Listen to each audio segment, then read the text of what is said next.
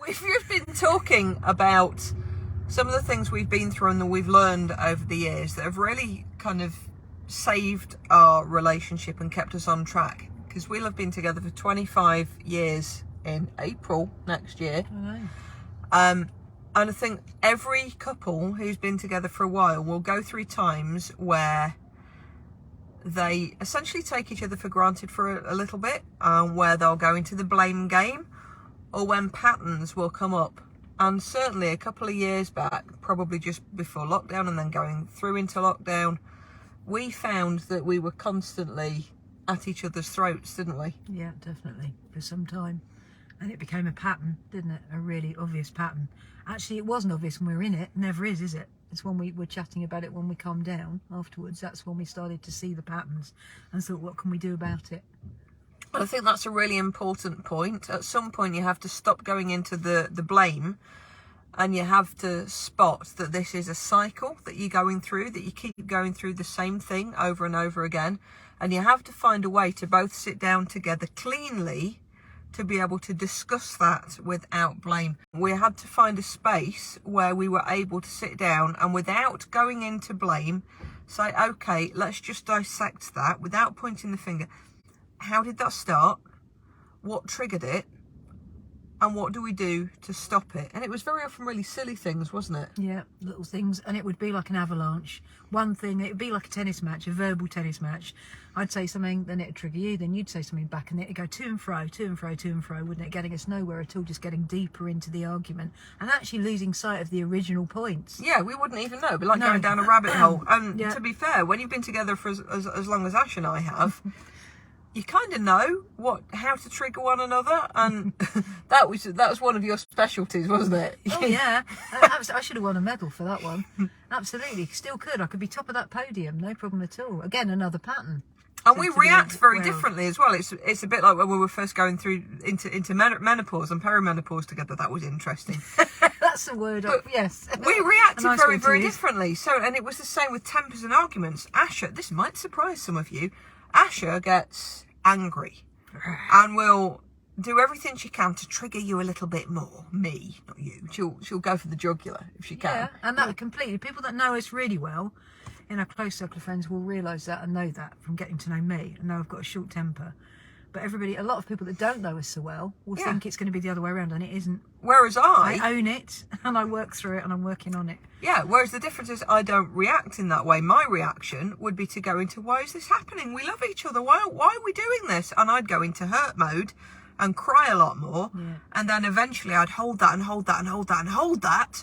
And eventually I'd pop. But even if I went pop, I had a very different response.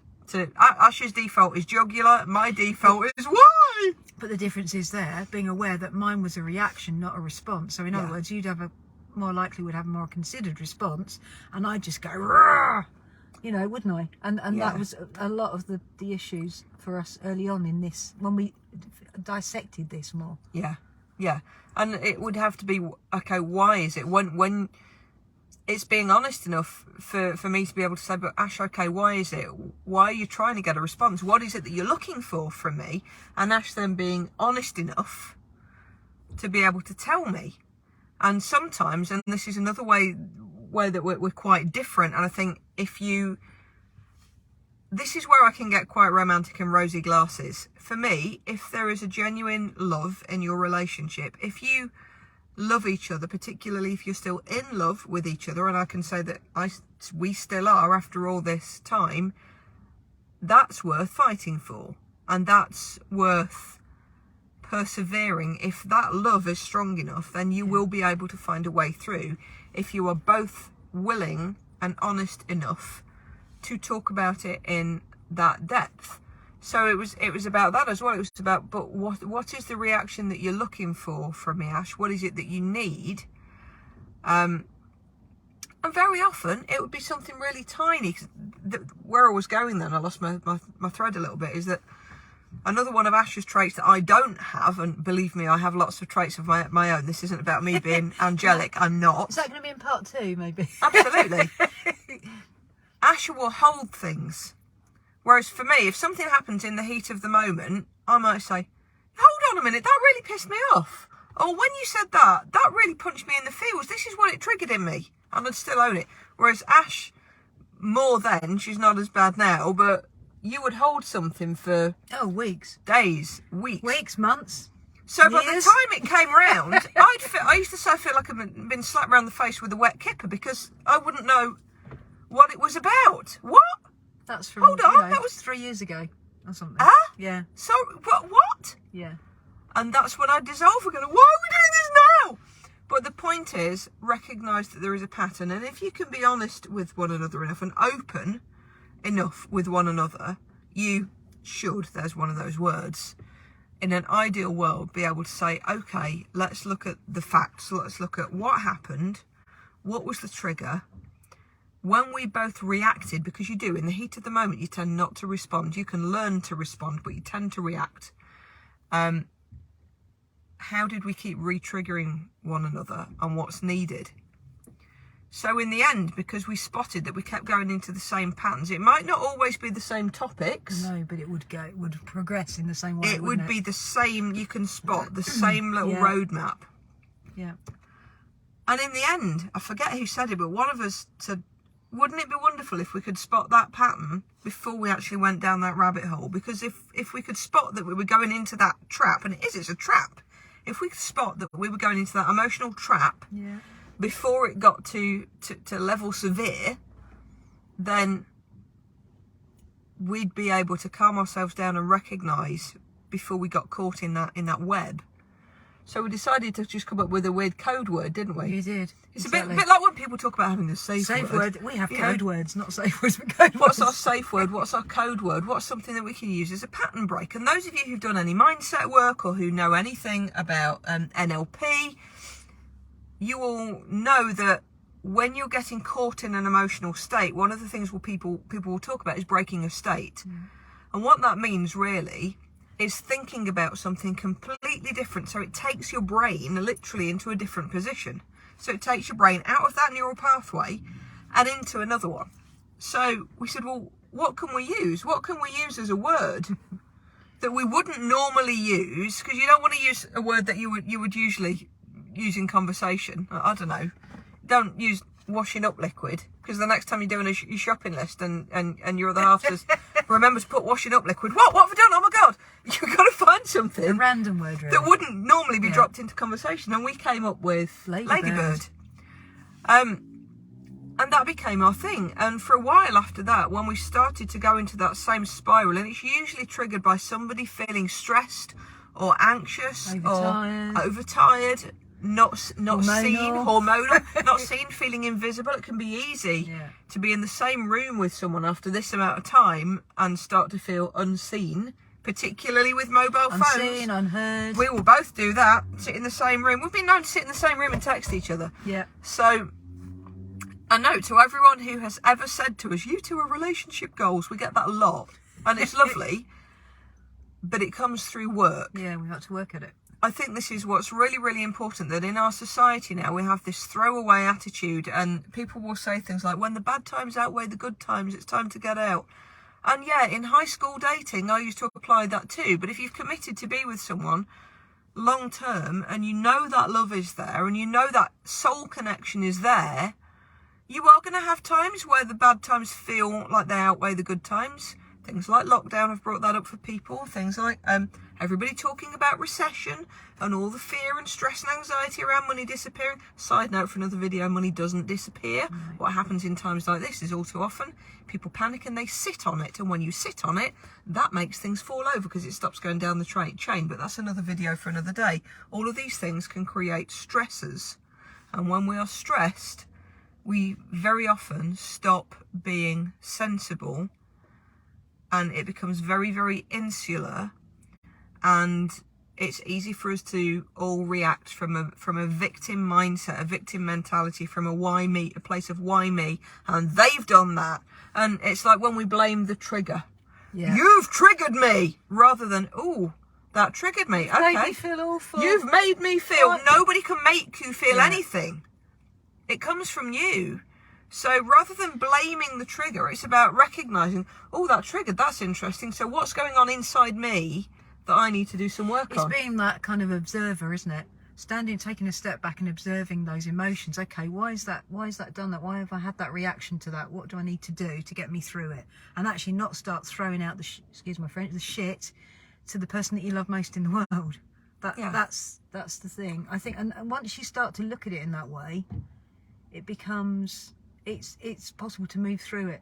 But it's wanting to do it. And I see that with couples, a lot of friends and people that I've seen over the years that have split and have not gone through that. And I think if it's there and the love's there, then surely it's worth fighting for. It's what you've said before. Yeah. It's absolutely, and it's helped us, isn't it? Just having that one word that we can bring out in those times of really difficult times. And since then, we've bought coasters with ladybirds on. We didn't sharpen the edges and use them like frisbees at one another like chaperones. Not quite. We bought a big cuddly ladybird cushion, so if we were really cross we could throw the ladybird. We've got fridge magnets, all kinds of things. I bought Ash a t-shirt with us sitting, cartoons of us sitting on a ladybird. My PR Fiona Scott bought us a little keyboard vacuum in the shape of a ladybird. We've become kind of synonymous with ladybird, but it does still work. If we spot that now, we'll go ladybird or hold up a coaster. And you know, just in doing that, we've kind of trained ourselves out of having those reactive states, haven't we? Because now we've created a new neural pathway that instead of going to, I feel upset, therefore I need to go rah, we go, I feel upset, oh, we mustn't do the ladybird pattern. Let's talk to each other and try and work this out before we even go there. Yeah, and it is a work in progress. I'll say it from my point of view, that I'm a little bit behind you on that because I'm very reactive and I know I've got a really short fuse. I've had it forever, but I know I can work through it. But using that takes the edge off it and gives me the time, gives me permission to take a step back and actually breathe deep and say, okay, I need to look at this. There's that observer thing again, standing back and going, okay, why has this triggered me again? Why has this happened again? What do I need to do to get out of that pattern? Because it's not a good place to be in. No. And it's awful to do that. So we're lucky that we found that and it works for us, and it might work for anybody that's watching, right? Yeah. Absolutely, but again, you've got to be willing to not go into judgment with your loved ones. And this doesn't have to just be a romantic relationship, it could be any kind of relationship. But that's an important one, not to go into judgment and to recognise. I'm a big believer in everything happening exactly as it should at exactly the right time. So if we have had a blow up, once the storm has calmed, I can go, okay, why did that need to happen? What was the tension we were holding on to? What were you holding on to that you needed to release? What was I holding on to that I needed to release? Next time we get to that point where it's building up, how can we build awareness for one another and be able to hold that space so we can release that tension, that angst, that frustration in a healthier way? So I think that's another thing to watch. And don't go into judgment with other relationships as well. If you see other people, you know, oh no, that's so sad. You've been together for such a long time. You must be able to work through this.